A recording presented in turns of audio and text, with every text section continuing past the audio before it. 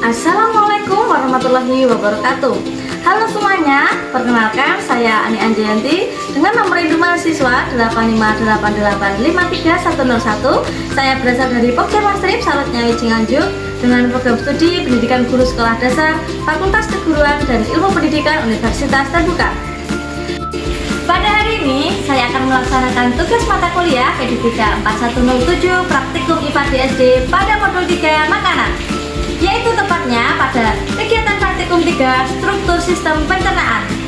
Untuk alat dan bahan yang saya gunakan dalam kegiatan praktikum ini adalah gambar sistem pencernaan dan alat tulis.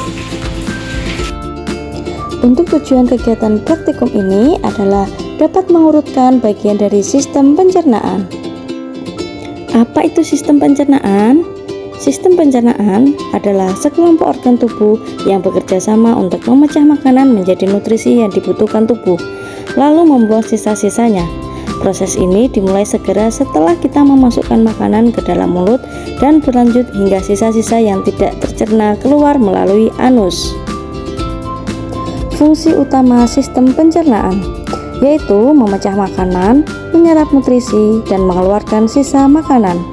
Makanan yang kita konsumsi akan dipecah menjadi partikel-partikel yang lebih kecil sehingga mudah diserap oleh tubuh. Nutrisi yang terkandung dalam makanan seperti karbohidrat, protein, lemak, vitamin, dan mineral akan diserap oleh usus halus dan kemudian didistribusikan ke seluruh tubuh melalui darah. Sisa makanan yang tidak dapat dicerna akan dikeluarkan dari tubuh dalam bentuk feses.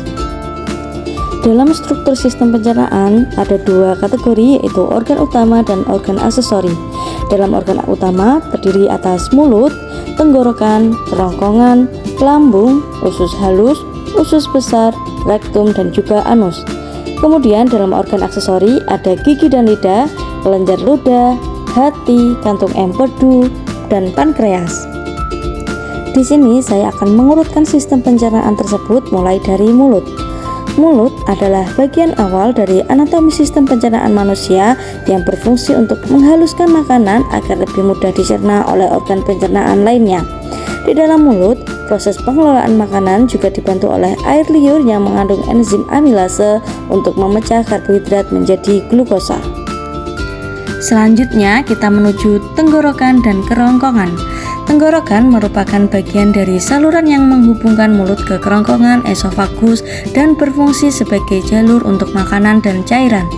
Organ ini berperan penting dalam proses menelan, di mana epiglotis penutup katup menutup jalan napas untuk mencegah makanan masuk ke paru-paru dan mengarahkan makanan menuju kerongkongan.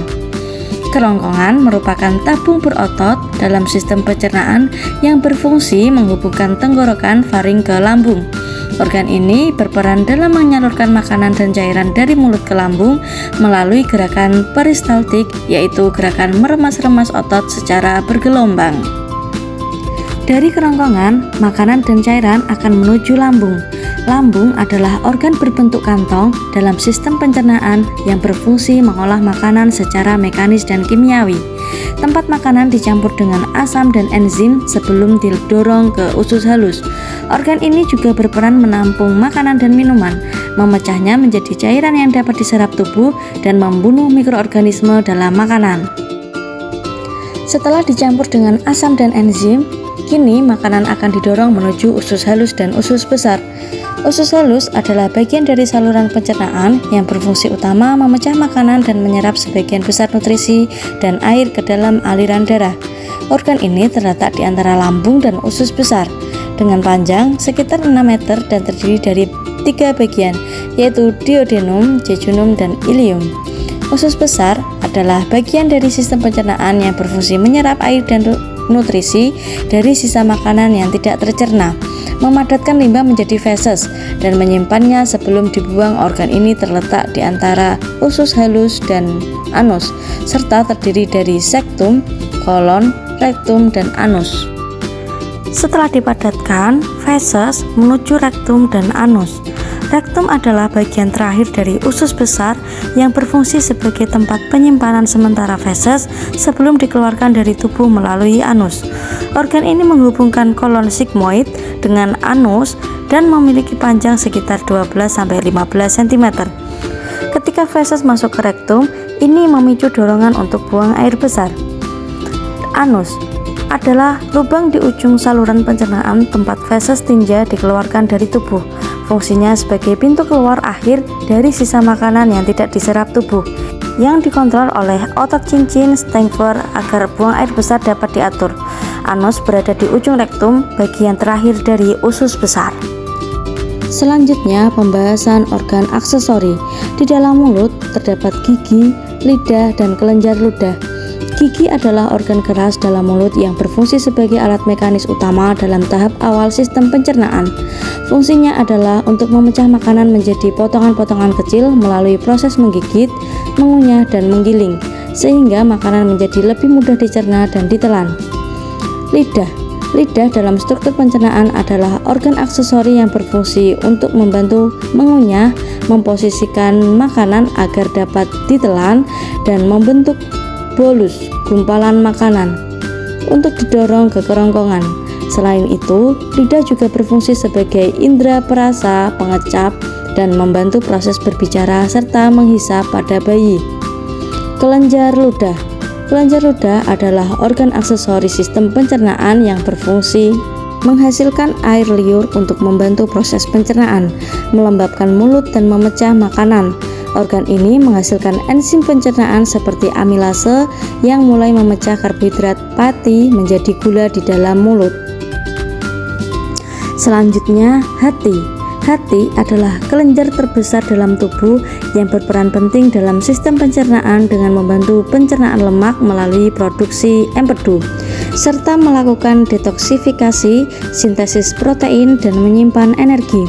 Secara anatomis, hati terletak di bagian kanan atas perut, di bawah diafragma, dan di atas lambung ginjal, serta usus. Kita beralih ke kantong empedu. Kantong empedu adalah organ kecil berbentuk pir yang terletak di bawah hati dan berfungsi untuk menyimpan serta memekatkan empedu. Empedu ini kemudian dilepaskan ke usus kecil untuk membantu memecah lemak dalam proses pencernaan. Empedu adalah cairan pencernaan kuning kehijauan yang diproduksi di hati, disimpan di kantong empedu, dan mengalir melalui saluran empedu untuk membantu mencerna lemak di dalam usus halus. Fungsi utamanya adalah untuk memecah gumpalan lemak besar menjadi tetesan yang lebih kecil, sehingga memudahkan kerja enzim pencernaan dan membantu menyerapan nutrisi seperti vitamin larut lemak. Pada organ aksesori terdapat juga pankreas. Pankreas dalam struktur pencernaan adalah sebuah kelenjar yang berfungsi untuk menghasilkan enzim-enzim penting seperti lipase, amilase, dan protease yang membantu memecah lemak, karbohidrat, dan protein. Enzim ini dialirkan ke usus halus melalui saluran pankreas untuk membantu proses pencernaan. Pankreas juga berfungsi sebagai organ endokrin yang menghasilkan hormon seperti insulin untuk mengatur kadar gula darah. Kesimpulan, sistem pencernaan berfungsi memecah makanan menjadi molekul kecil agar nutrisi dapat diserap oleh tubuh. Proses ini melibatkan serangkaian organ, mulai dari mulut, penghalusan, kerongkongan, saluran dorongan, kemudian didorong menuju lambung, pencernaan mekanis dan kimiawi, dan didorong menuju usus halus, penyerapan nutrisi, dan usus besar, penyerapan air dan pembentukan feses, kemudian didorong menuju hingga anus, pengeluaran sisa makanan.